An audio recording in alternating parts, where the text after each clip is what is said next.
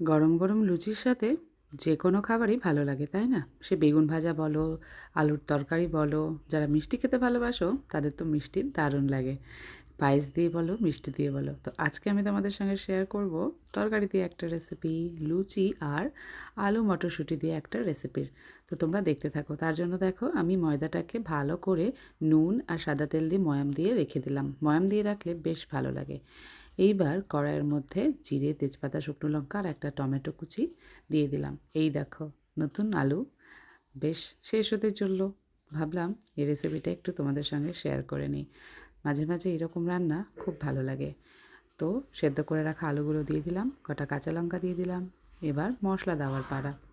নুন, হলুদ অবশ্যই স্বাদের জন্য দিতে হবে। আর এই দেখো জিরে গুঁড়ো, ধনে গুঁড়ো, লাল লঙ্কার গুঁড়োটা পুরোপুরি অপশনাল।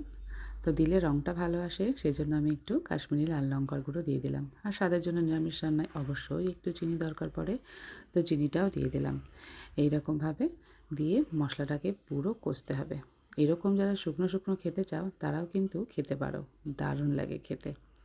মাঝে মাঝে এরকম শুকনো শুকনো মশলা দিয়ে, যেহেতু আলুটা সেদ্ধ করাই ছিল, একটু ভাজা ভাজা করে খেয়ে দেখো, জাস্ট দারুণ লাগে খেতে। আর আমাদের কি বলো তো, সব দিন তো এরকম হয় না। মন মেজাজ ভালো না থাকলে কোনো কিছু করতেই ভালো লাগে না। তুমি যদি শান্তি না পাও, মানসিক শান্তিটা ভীষণ জরুরি।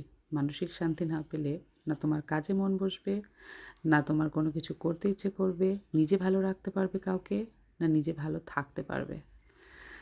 তো যাই হোক, মাঝে মাঝে একটু কথাও শেয়ার করে নিলাম, নিজের মনের কথা তোমাদের সঙ্গে শেয়ার করতে ইচ্ছে করলো আজকে, তো সেটাই করে নিলাম।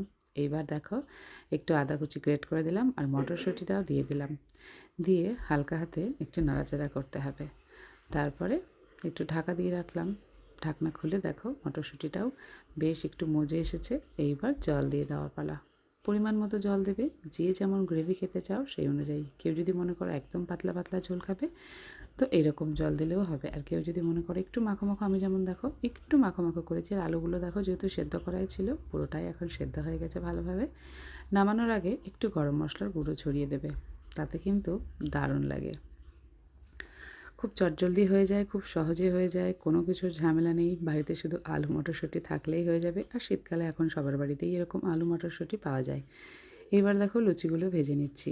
লুচি খেতে ভালোবাসো না এমন মানুষ খুব কম আছে। আমার তো তাই মনে হয়, আমার তো ভীষণ প্রিয় লুচি। মাঝে মাঝে মনে হয় একটু লুচি করে খেয়ে নিই।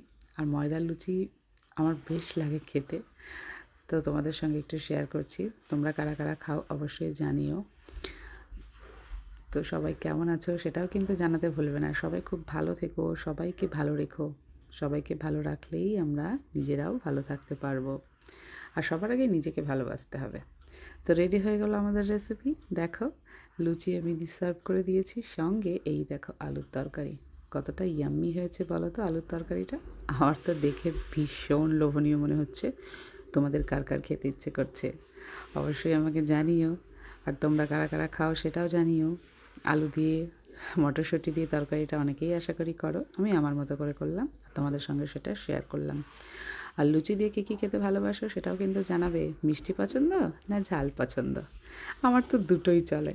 আমার ছেলে যদিও বলছিল, মা আমি ঝালটা খাবো, ঝালটা খাবো। এই দেখো লুচিটা দেখেছো কতটা ফুলেছে আর কতটা মুচমুচে হয়েছে। আর এই যে আলুটাও কিন্তু খুব সুন্দরভাবে সেদ্ধ হয়ে গেছে। ব্যাস রেডি।